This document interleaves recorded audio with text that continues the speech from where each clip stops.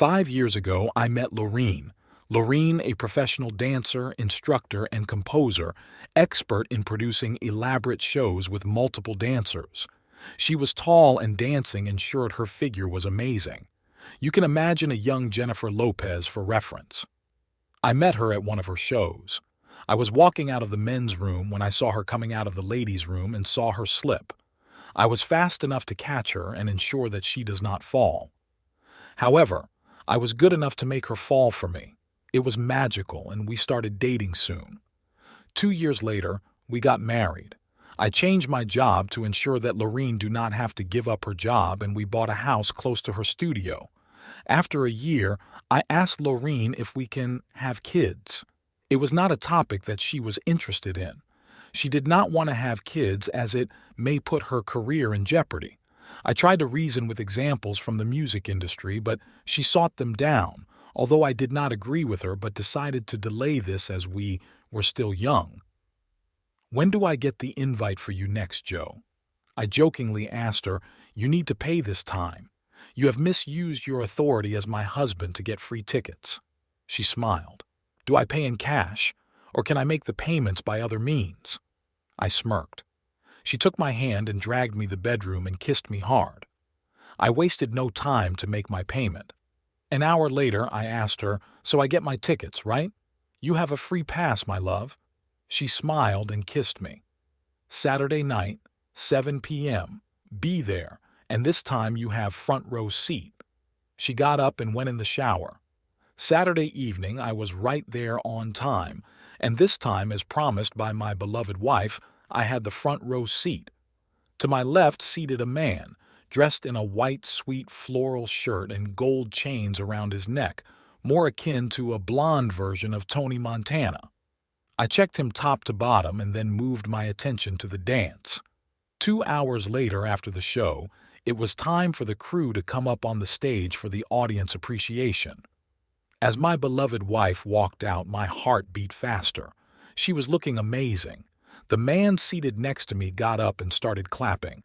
I saw his face and I saw him licking his lips. I felt disgusted. He then looked at me and, in his gloating voice, said, "I am drilling that bitch. She is a hot one. It just takes a finger to make her wet. You can drill her all night and she still want more. Some heat, man." I was shocked.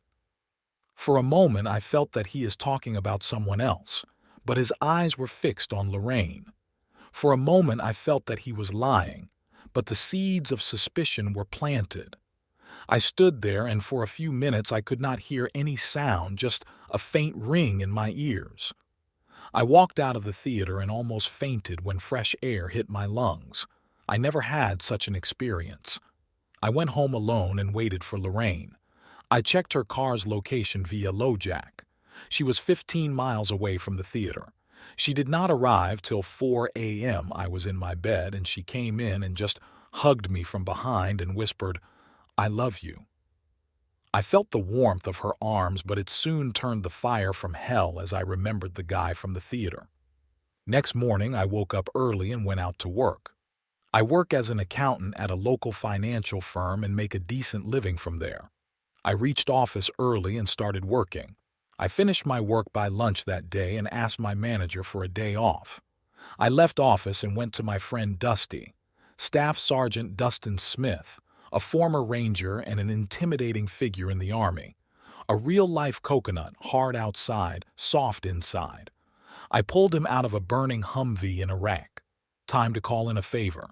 "Sergeant Timothy Burns, you son of a bitch, you are still alive." He was happy to see me. "I am alive and breathing," I said. "Well, I am alive as well, all thanks to you.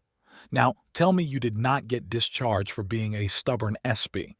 I nodded and said, "Honorably, discharged is the right term. I disobeyed the oldies again." So, what brings you to me?" Dusty runs a small private investigation firm, and I explained that I need to keep an eye on my wife. I explained what had happened, and I suspect that this has been going for quite some time, and I might have been a fool to ignore things. He nodded and told me that he will do this for free. I smiled, and we agreed to meet a week later. That evening, I went to a local bar and I saw the same guy again. He was followed by two more guys, seemed like his bodyguards. He was brash as ever and even tried to touch the waitress. The staff seemed to be a bit scared. I moved closer to the bartender and asked, "Who is this guy?" He said that he is the son-in-law of a local mobster. He was a small-time bouncer at a local club and became big once he was able to bed the mobster's daughter. Nobody likes him, but everyone hates him, and secretly, everyone wants him dead. I had my drink and went home. I reached home and Lauren was in the kitchen. I walked to my bedroom, changed, and fell asleep. Lauren came to me and asked to come for dinner. I declined, telling her that I am under the weather. She left me and went to have her dinner. It felt like sleeping on a bed of thorns. I somehow managed to go by the week, faking bad health and stress at office. I just came and slept and in the morning just left early. I reached Dusty's office on Monday morning and his secretary asked me to move in his office. He was not in his usual chair but was standing near his window. He then asked me to sit and poured me a drink. "A meeting with Jack Daniel at 10 a.m.? I asked. "You will need this. I have some bad news and some very bad news. Your wife Lauren is dating a slimeball, Alex Wilson. That slimeball happens to be the son-in-law of Francesco Accardi. He runs the underworld here. You file a divorce under adultery. Alex comes after you. However, I have some other information for you. Accardi does not like Alex. He just tolerates as he is his son-in-law. The daughter, Gia, worships the ground Alex steps on. So hard kill there. In soccer, you score a goal while the goalkeeper stands at the goalpost. That is what happened to me. That is what will happen to him. I need Gia's schedule, and if she steps out without her husband, I know for sure that he steps out without her."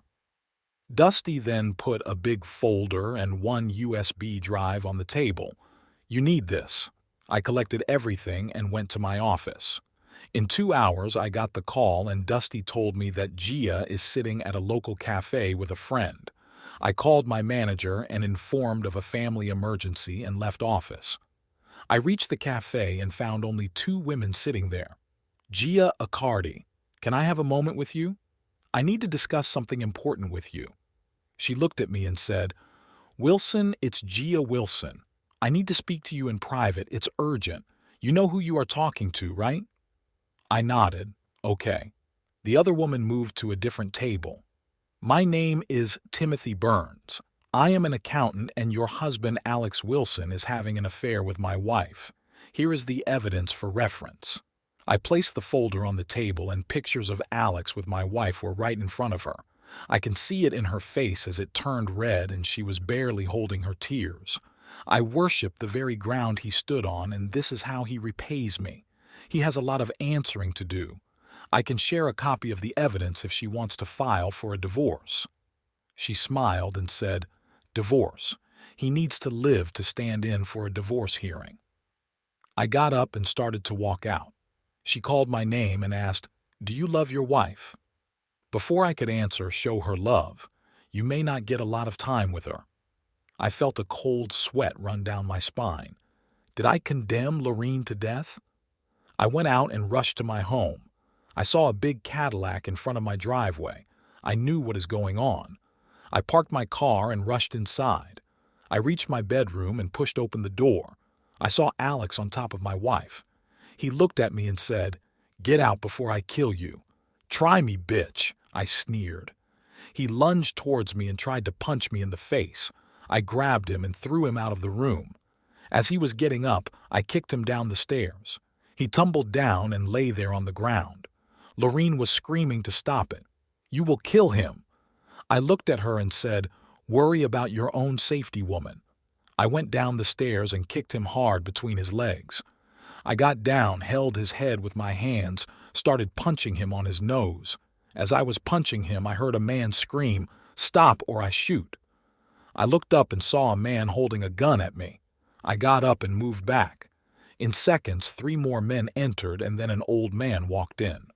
"You must be Mr. Burns." "Greetings.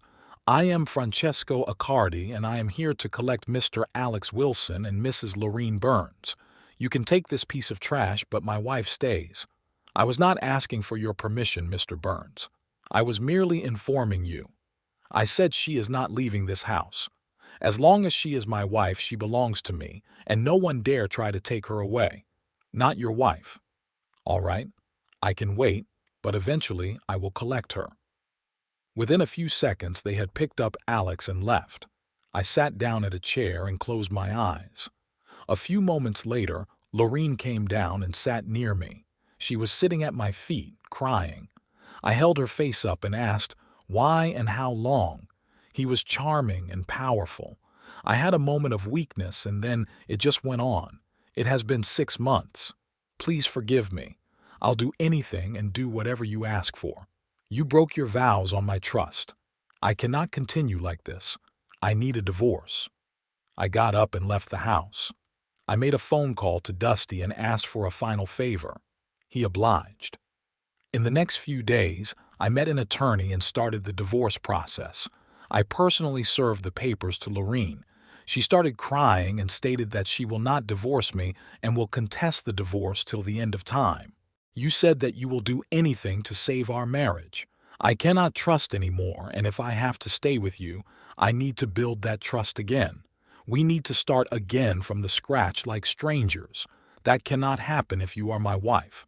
So let's divorce. She kept crying and looked in my eyes. Do you really want this? I said yes. We got divorced a few months later.